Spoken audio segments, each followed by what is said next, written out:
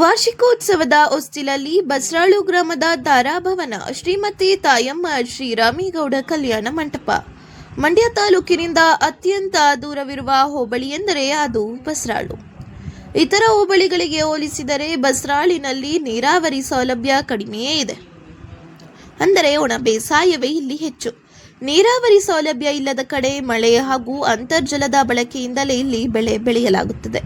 ಗ್ರಾಮೀಣ, ಬಡ ಹಾಗೂ ಮಧ್ಯಮ ವರ್ಗದ ಜನರ ಶುಭ ಸಮಾರಂಭಗಳಿಗೆ ಕೈಗೆಟುಕುವ ದರದಲ್ಲಿ ಕಲ್ಯಾಣ ಮಂಟಪವೊಂದನ್ನು ನಿರ್ಮಾಣ ಮಾಡಬೇಕೆನ್ನುವ ಕನಸು ಹೊತ್ತ, ಜೊತೆಗೆ ಧಾರ್ಮಿಕ ಸೇವೆಯ ಕೈಂಕರ್ಯಗಳು ಮಾಡಲು ಸಮರ್ಪಣಾ ಮನೋಭಾವದ ಸಮಾಜ ಸೇವಕರು ಹಾಗೂ ಉದ್ಯಮಿಗಳು ಹಾಗೂ ಬಸ್ರಾಳು ಗ್ರಾಮ ಪಂಚಾಯಿತಿ ಮಾಜಿ ಅಧ್ಯಕ್ಷರು ಮಹಾಲಿಂಗೇಗೌಡ ಮುದ್ದನಘಟ್ಟ ಹಾಗೂ ಅವರ ಸಹೋದರರಾದ ಗ್ರಾಮ ಪಂಚಾಯಿತಿ ಸದಸ್ಯರಾದ ರವಿಗೌಡ ಮುದ್ದನಘಟ್ಟ ಮತ್ತು ರಾಜ್ಯ ಒಕ್ಕಲಿಗರ ಸಂಘದ ಮಾಜಿ ಉಪಾಧ್ಯಕ್ಷರು, ಜಂಟಿ ನಿರ್ದೇಶಕರುಗಳು, ಹಾಲಿ ಮಂಡ್ಯ ಜಿಲ್ಲಾ ನಿರ್ದೇಶಕರಾದ ಶ್ರೀ ರಾಘವೇಂದ್ರ ಮುದ್ದನಘಟ್ಟರವರು ಹಾಗೂ ತಾರಾ ಕುಟುಂಬ ವರ್ಗದವರ ಸಹಕಾರದಿಂದ ತಮ್ಮ ತಾಯಿ ತಂದೆಯವರಾದ ಶ್ರೀಮತಿ ತಾಯಮ್ಮ